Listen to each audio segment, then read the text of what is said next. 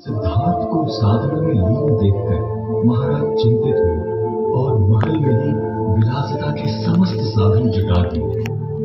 फिर भी सिद्धार्थ का मन विचलित रहा। ये देख उनके पिता ने बाल्यावस्था में ही उनका विवाह अत्यंत रूपवती राजकुमारी यशोधरा से करवा दिया। पर मुनि को कौन टाल सकता था।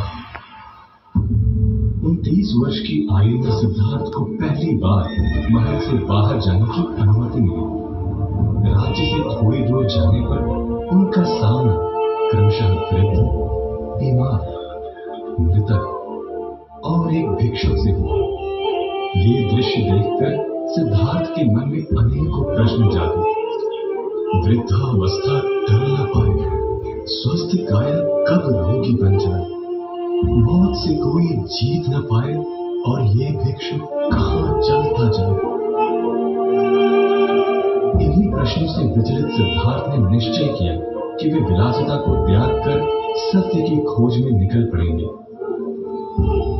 आषाढ़ पूर्णिमा की रात्रि को वे अपनी पत्नी और पुत्र राहुल को छोड़ सत्य की खोज में निकल पड़े।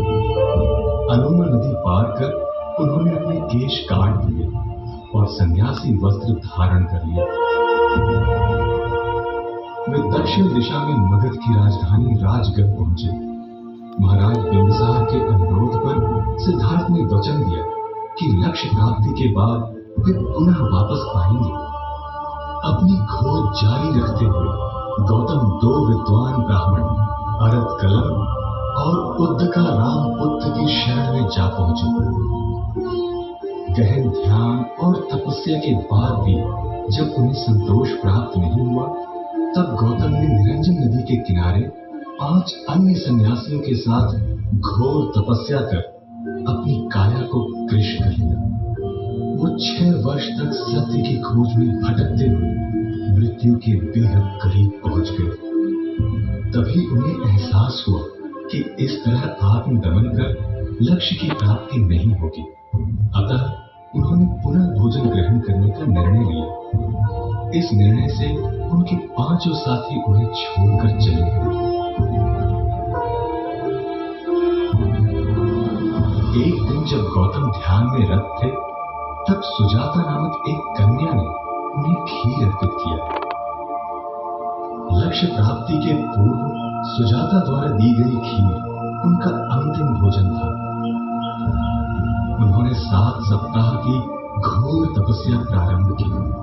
दानवों के राजा मारा ने छल, बल, भय आदि से उनकी तपस्या भंग करने के अनेक प्रयत्न किए, परंतु अटल गौतम अपने ध्यान में लीन रहे।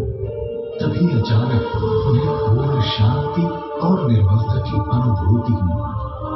उनके शरीर से अलग अलग रंगों की किरणें प्रस्फुटित होने लगी। अंततः उन्हें बुद्धत्व प्राप्त हुआ और वे गौतम बुद्ध बने। बैठे हैं तथागत तरुवर की छाया में, ध्यान में लीन सत्य की राह में। ज्ञान ज्योत जलाकर हर भय समाप्त किया। एक राजकुमार ने सन्यासी बन बुद्धत्व को प्राप्त किया। गौतम बुद्ध ने ज्ञान और सत्य की शिक्षा देने हेतु भ्रमण प्रारंभ किया। गया से वे सारनाथ पहुंचे। सर्वप्रथम उन्होंने अपने उन 5 साथियों को दीक्षा दी और संघ की स्थापना की। बुद्ध आजीवन घूम घूम कर सत्य का प्रकाश फैलाते रहे। अपनी यात्रा के दौरान जब वे मगध पहुंचे, तब महाराज बिंबिसार ने वेणुवन उन्हें उपहार स्वरूप अर्पित किया। उसके बाद वे कपिलवस्तु पहुंचे, जहां पर उन्होंने अपने पुत्र सहित समस्त परिजनों को बौद्ध धर्म की दीक्षा दी। लगभग 45 वर्ष तक लगातार धर्म प्रचार के पश्चात वे अपने शिष्यों के साथ कुशीनगर पहुंचे। अपने शिष्यों को सदैव सत्य की राह पर चलते रहने का अंतिम उपदेश दे उन्होंने पूर्ण सचेतन अवस्था में अपना शरीर त्याग कर महापरिनिर्वाण को प्राप्त किया। चिर निद्रा की चाह में साल वृक्षों की छांव में अस्त हुआ है जैसे सूरज कुशीनगर के गांव में। त्याग शरीर उसने महापरिनिर्वाण पाया, जिस सन्यासी ने सबको सत्य का मार्ग दिखाया। आज भी विश्व भर में बौद्ध विहारों, मंदिरों और संग्रहालयों में गौतम बुद्ध के पवित्र अवशेष सुरक्षित रखे हुए हैं।